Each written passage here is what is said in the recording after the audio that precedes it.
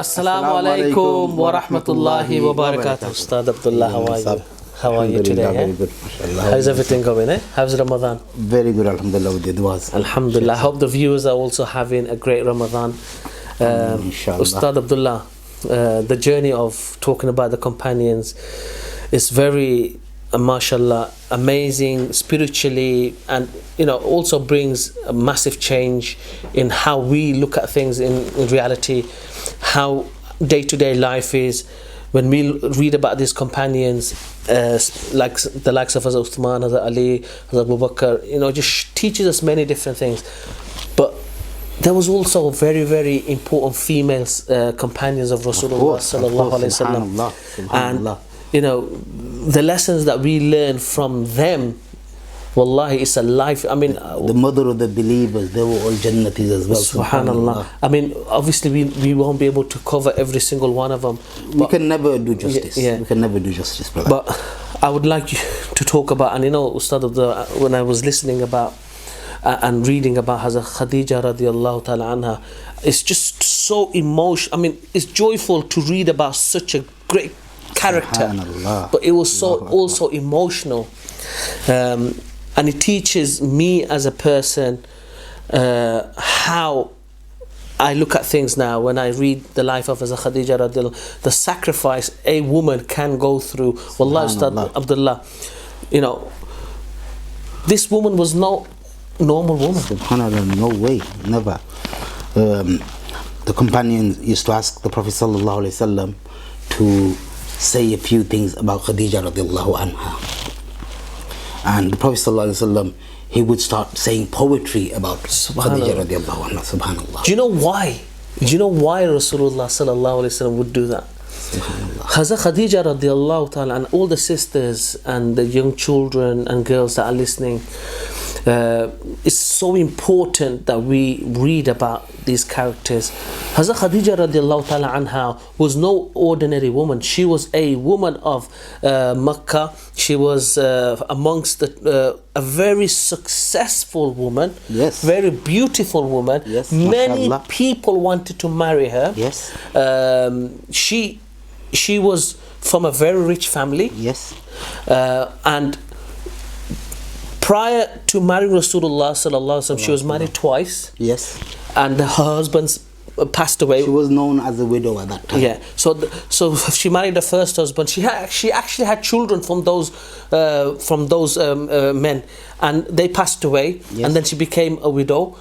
But she was very smart, very intelligent, and she would send people out to trade with her caravans. And how she actually got attracted to Rasulullah sallallahu alaihi wasallam was when she used to send people out on her caravan. She realized that there was a lot of people who were robbing or not giving true. They weren't honest.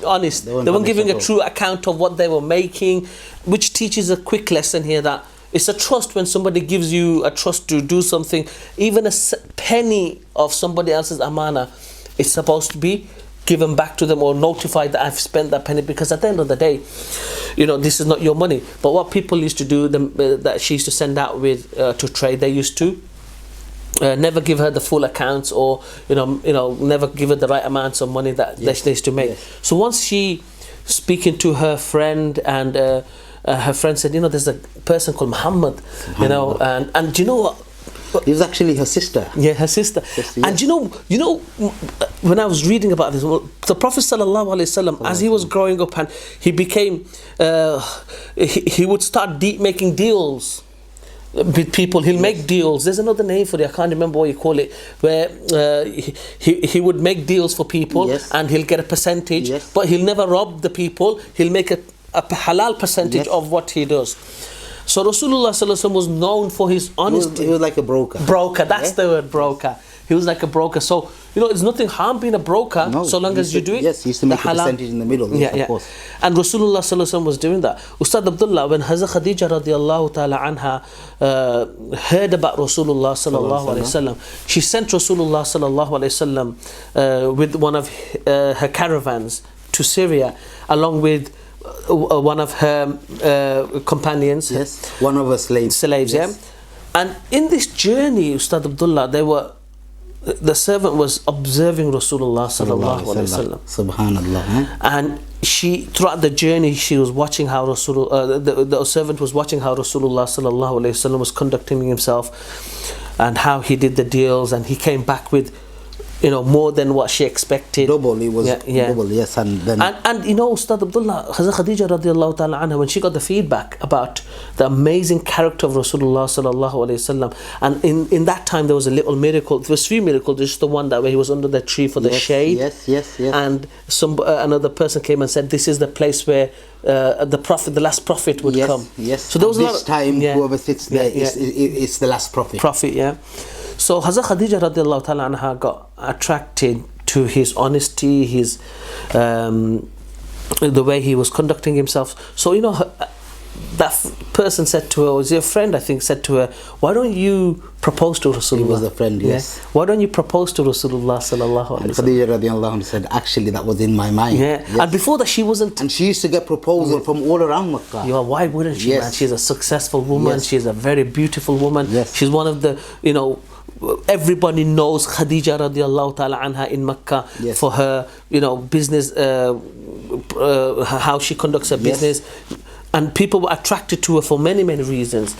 So Rasulullah sallallahu alaihi wasallam was approached. And you know what? Rasulullah didn't even get married by then, you know? No. Even Rasulullah sallallahu alaihi wasallam should get so many offers as well. But he wouldn't get married until obviously this occasion when Khadija radiallahu anha's friend went to the Prophet sallallahu alaihi wasallam and said, you know, she actually settled the nikah really. And she was the one who made it happen. Wallahi, you know, he took permission of Abu Talib, and Abu Talib said, you know, I'm happy for you to marry Khadija radiallahu. So, you know, this marriage took place. But it wasn't about just the marriage with Rasulullah. It was what comes after it. Yes. It was how their relationship was after, and how important of a figure she was in establishing Islam. Remember, nobody believed Rasulullah sallallahu alaihi wasallam when Rasulullah would go to the mountains, Ghar Hira, he'd stay there. People would make stories of they're not getting on, Khadija's not getting on with her husband, that's why he's gone there. Rasulullah sallallahu alaihi wasallam was in search of something, and that came to Rasulullah. When Rasulullah sallallahu alaihi wasallam came down from the mountain, and he came after the first revelation, yes, he was shaking. He was shaking, came straight to Khadija radiallahu ta'ala anha, and what did she do? She covered him straight away. Allahu Akbar. She covered him straight, and she actually, after the Prophet ﷺ told her about what happened, Prophet ﷺ was fearing for his life. She said, you got nothing to worry about. You are the most honest person I know. You are the most trustworthy person I know. Allah will definitely look after you. You got nothing to worry about. You just stay in this cause. Ustad Abdullah, you know, producer Sab's showing us his one finger again. But I think what we're going to have to do is continue in the next episode. No problem, inshallah. On this note, we'll inshallah continue about Hazrat. I can't justify in 5-6 minutes to talk about Khadija radiallahu ta'ala. We will have to speak about Khadija radiallahu ta'ala in the next episode, and inshallah we'll complete it then. Assalamu alaikum wa rahmatullahi wa barakatuh.